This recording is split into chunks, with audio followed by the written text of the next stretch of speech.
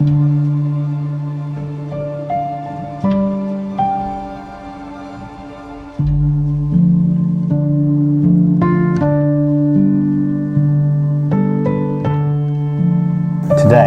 you join us. I can see that.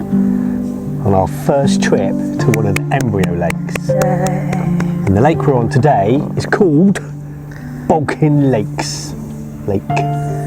Remember that journey in? I'm still drowning. Dear. Right, let's go. You're joining myself and Mark at Baulking Lakes. Yep, our first trip to an Embryo Lake. Indeed, and we booked off some time so we could come when it's quiet, mate. We certainly did. So we're not working, we're fishing today. We are. And we're going to make the most of our couple of nights, mate. Definitely. The weather's supposed to change tomorrow, so we're going to make the most of the... Yeah. But it's great conditions at the moment. Overcast, got a nice chop on the surface. Even though a bit of sun, and we've seen plenty of carp, more importantly. We have. When we got here this morning, we pulled up in the car park, had a walk round, and in front of the swims where we are now, over the 20-minute period, must have seen 20 fish roll.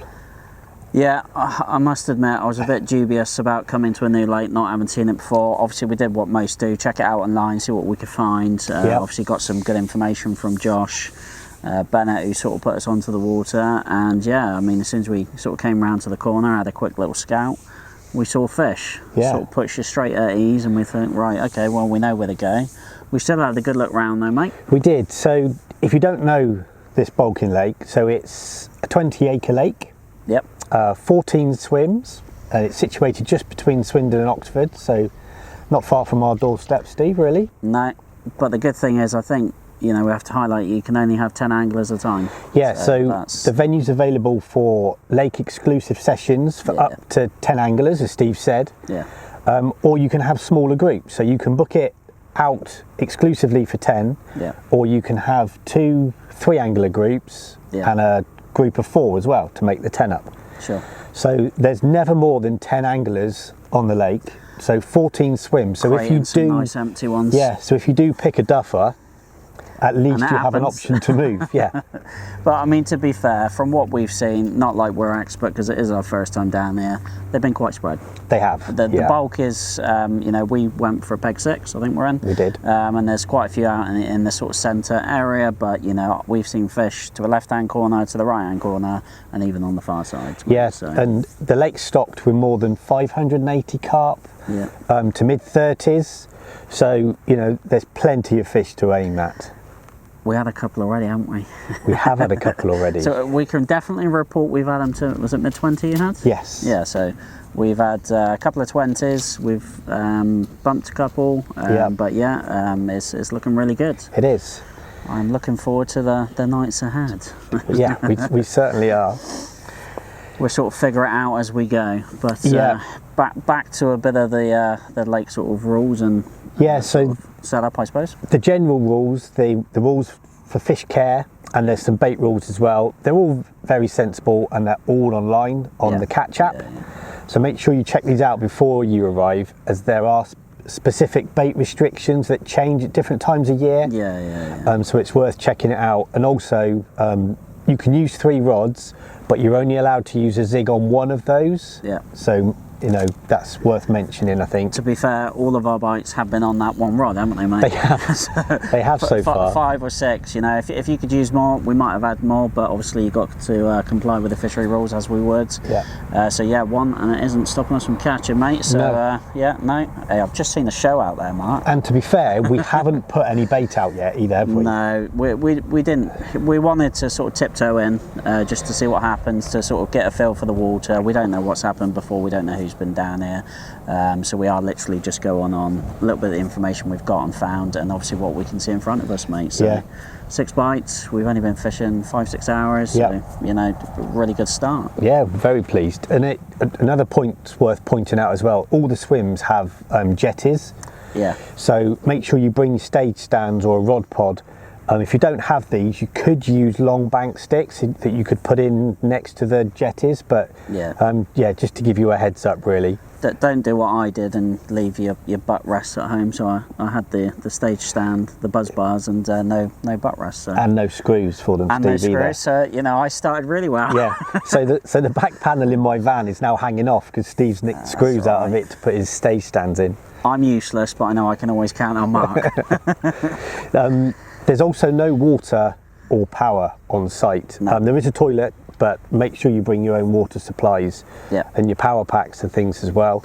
20-acre lake, depths down to 40 foot plus in the centre, which has its advantages because it makes this place a great winter venue as well. Yeah. There's very little weed. We've had one fish came in with a little bit of weed on it, but generally no issues at the moment. No, we found nothing else. So creating your own feature with bait is what we've been told to do as well. So they do like bait in here, so don't be scared. We've got a good selection of pellets and corn and some freezer bait as well, mate, haven't we? So we are sorted. Yeah, so between our 6 rods, we've got 2 zigs, a couple of Ronnies and a couple of solid bags as well. So we're keeping our options open. Next step is to mix up some spod mix and start putting in some bait, because the fish, apart from the one that Steve's just seen, over the last hour or so, they're not showing as much in front of us now. No. So we think it's probably a pretty good time to put some bait in, set a stall out, and just see what the rest of the day brings, mate, I think. We've got some work to do. Time for Steve to get the kettle on. I'll put the kettle on, mate, if you're going to spot the bait. Yeah. That's easy. So hopefully you will see us again with some of these stunning carp.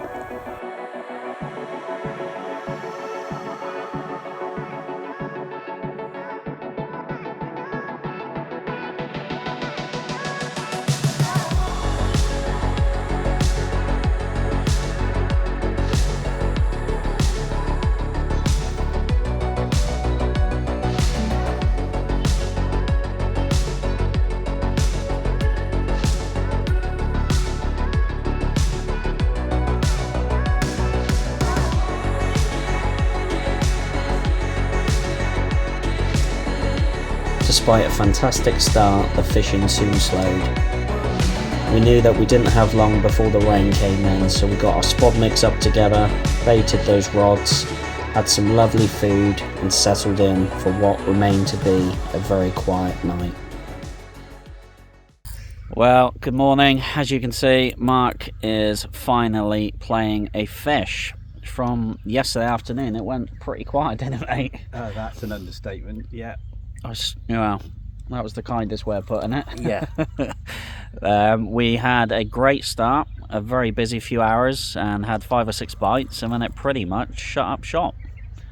Despite us plugging away, finding spots, baiting up for the night, nothing happened. But we were just contemplating a move, and Mark's left-hand zig rod again has gone, and he reckons it's half decent.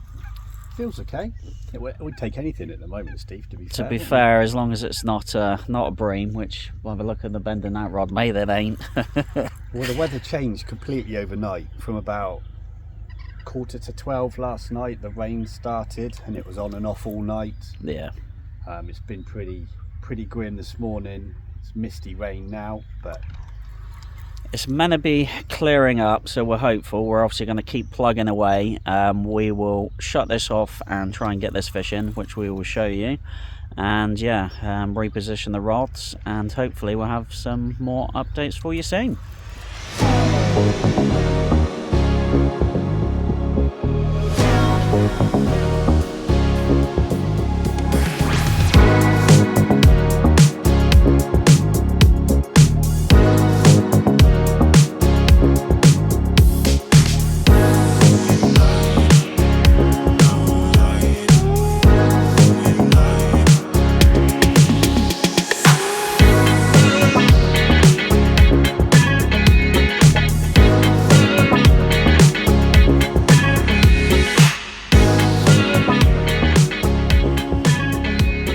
So that brings our session to an end.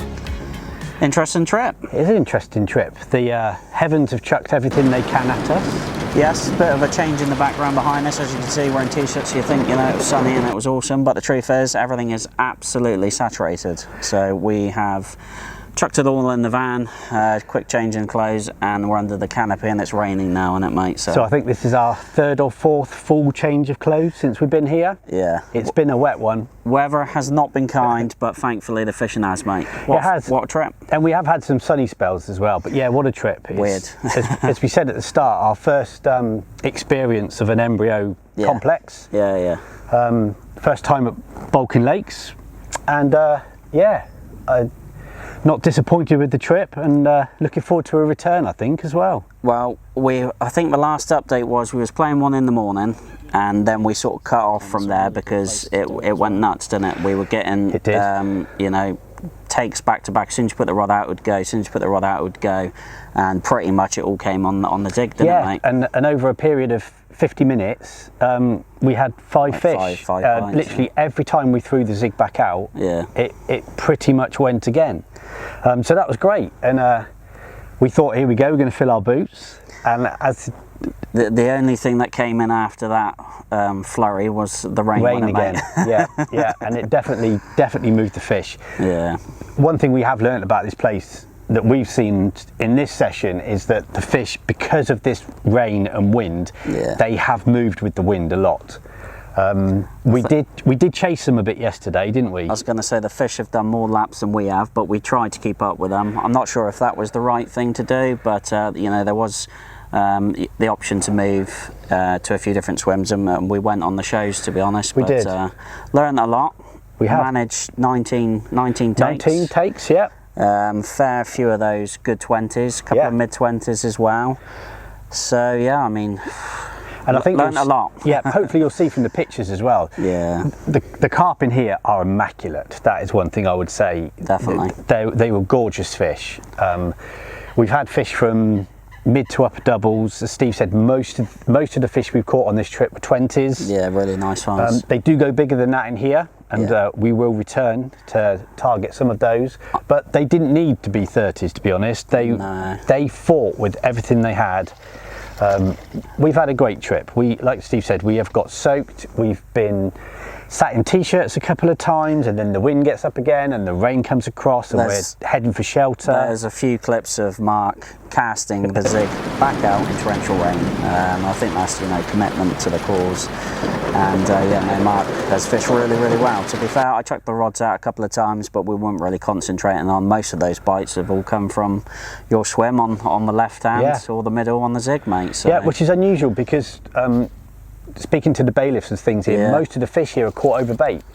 I think because of the conditions that we hit this session with the wind and the rain, I think they were just more nomadic. They were just following the wind, and hopefully we chose the right tactics. We might have got it wrong. Maybe we should have, you know, pursued the baited spots for a bit longer, but we acted on what we saw, and you know, a couple of flurries of takes, and the numbers soon stacked up. So we thought, you know what, it can't be too far wrong. But I think next time when we're back down, we will try those baited spots for a bit longer. Definitely. And keep a zig out as always. Yeah, but with the fish showing in those upper layers, we had to put the zig out, and it'd be silly not to. The rules here as well are that with your 3-rod setup, you're only allowed to fish one zig. So we were throwing Ronnies at showing fish and things as well, but the zigs were king for us this trip. 100%. With the depth of water, you know, a lot of the time they were blasting through, and as we've said, you know, they were moving a lot. So it's not like they were heads down, destroying the bottom, didn't see much fizzing. A lot of what we saw in the shows were quite spread, so they weren't tightly grouped or anything like that. You know, I think everyone would have a chance around the lake. You know, you had fish over our session across every peg, didn't you? We did. Yeah, so, it was good. So, Baulking Lakes. Yeah, and I think we'll end with just saying a massive thank you to two bailiffs, Josh and Jeff. Yes, absolutely. They make you feel very welcome. Loads of info. Yeah, so we couldn't have been made to feel more welcome, Steve, could we? No, it was fantastic first trip, mate, and I can't wait to get booked back in. I don't know if we'll do another one in the depth for winter, but definitely for the start of next season. It's only time keeping us away, not through the lack of... With the depth of water, and the bailiffs do feed the fish here as well in between, so it should have good winter form. So I would be very surprised if you don't see a Baulking Lakes take 2 from us in the winter. So watch this space, and we will see you all soon.